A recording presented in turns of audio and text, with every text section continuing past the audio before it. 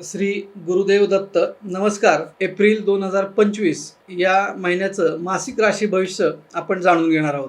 याच्यामध्ये मासिक राशी भविष्यामध्ये वृषभ राशीचा विचार केला तर यांच्या लाभस्थानामध्ये आता सध्या ग्रहांची मांदियाळी जमलेली आहे आणि त्याचा एक विशेष फायदा या वृषभ राशीच्या लोकांसाठी होणार आहे. 11व्या स्थानी आलेला शनी हा तुम्हाला कायमस्वरूपी उत्पन्नाचं काही साधन किंवा नोकरी हे मिळवून देईल. त्यासाठी तुम्हाला नियोजन करणं ह्या महिन्यात अतिशय आवश्यक आहे आणि तशी तुम्ही पावलंही उचलाल आणि तुम्हाला कायमस्वरूपी उत्पन्नाचं एक साधन सुरू होईल. ह्या महिन्यामध्ये बरेच दिवस न भेटलेले मित्र मैत्रिणी यांचा तुमचा सुसंवाद होईल आणि त्यांच्या चर्चेतून गप्पांमधून नवीन काहीतरी मार्ग तुमच्या समोर येईल. त्याचप्रमाणे जे कोणी शेअर मार्केट, कमोडिटी मार्केट, बाजार या संदर्भात जे काही काम करतायत त्या लोकांना अचानक धनलाभ किंवा काहीतरी तिथं संधी निर्माण होण्याची शक्यता या महिन्यामध्ये जास्त आहे. त्या दृष्टीने त्यांनी जर काही पावलं उचलली तर त्यांना ते आर्थिक यशाकडे घेऊन जाऊ शकतात. आत्ता जे कोणी पशुपालक आहेत, विशेष करून पशुपालकांसाठी हा महिना अतिशय उत्तम जाणार आहे. पशुपालकांना काही अतिशय चांगल्या संधी ह्या महिन्यामध्ये निर्माण होणार आहेत.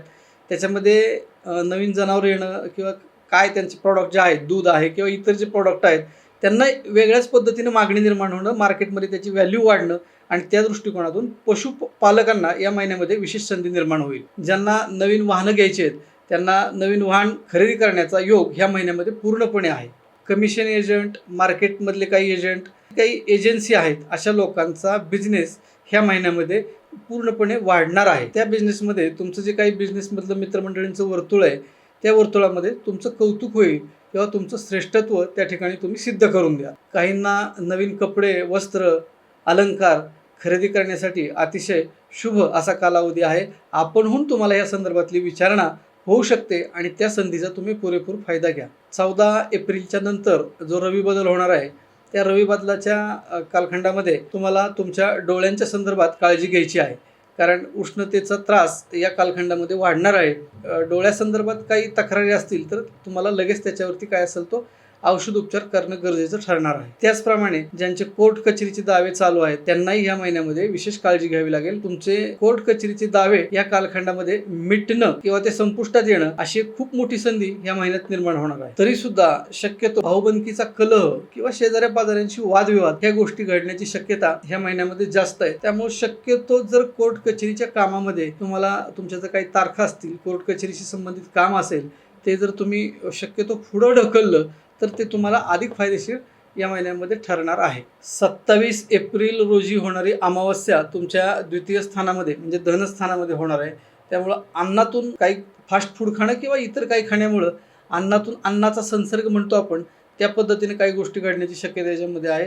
त्याचप्रमाणे बोलण्यातून काही वादविवाद निर्माण होण्याची पण शक्यता आहे. त्यामुळे या दोन्ही दृष्टिकोनातून तुम्ही विशेष काळजी घेणं या महिन्यामध्ये आवश्यक ठरतं. ह्या महिन्यामध्ये वृषभ राशींच्या व्यक्तींना एखाद्या धार्मिक कार्यामध्ये सहभागी होण्याची उत्तम संधी मिळेल. छोटी-मोठी ज्याला तीर्थयात्रा म्हणता येईल, छोटी अशा पद्धतीची या महिन्यात त्यांच्याकडून घडू शकते. जे विद्यार्थ्यांनी याच्या अगोदर जे काही कष्ट केलेले आहेत त्या कष्टाचा प्रतिसाद म्हणून त्यांच्यासारखा रिझल्ट येणं, त्यांच्यासारखा परीक्षेकडून प्रतिसाद मिळणं अशा गोष्टी या कालखंडामध्ये घडू शकतात.